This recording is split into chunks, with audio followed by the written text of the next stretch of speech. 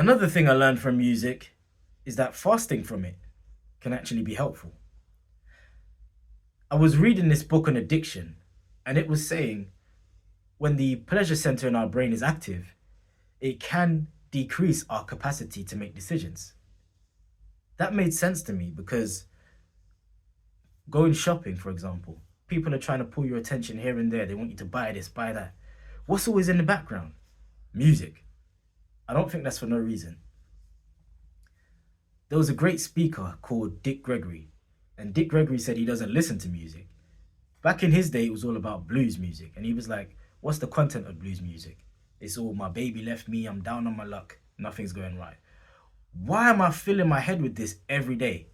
What's that doing for me? He even spoke about worship songs. Like everyone and their mom knows the song Amazing Grace. A part of the song says something like, God will come and save a wretch like me.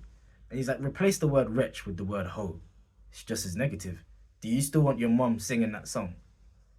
That made sense to me. So long story short, I cut out music for a time. You know what happened? My headspace just felt so much clearer. Usually I would have to fill the noise with something, or fill the silence with something rather. But I just felt like I had so much of a capacity to think, being allowed to be in the silence. And it was really interesting to notice the difference because I'd never allowed myself to just hear, normal sounds in your day to day. I didn't realize how much of a difference it would make, and it gave merit in my eyes to why Muslims tend to treat music with hesitance. And if there are other Islamic reasons why, please leave it in the comments. I'm interested to know. But if you're a music lover, like many of us, you know you can get to a stage where you don't even want to get in the shower without the wrong song playing. And if the wrong song comes on, you'll get out the shower, wet up your phone just to change that song. Isn't that kind of weird?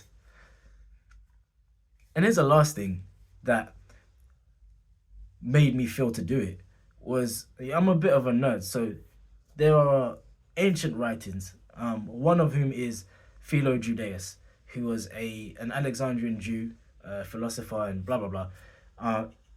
And he was speaking about the physicians in his day. The first thing that they would do when a patient comes and says they're sick is tell them to fast. Don't eat anything. Because if you're fasting, then you're definitely not consuming whatever is making you sick. Fast forward to modern times.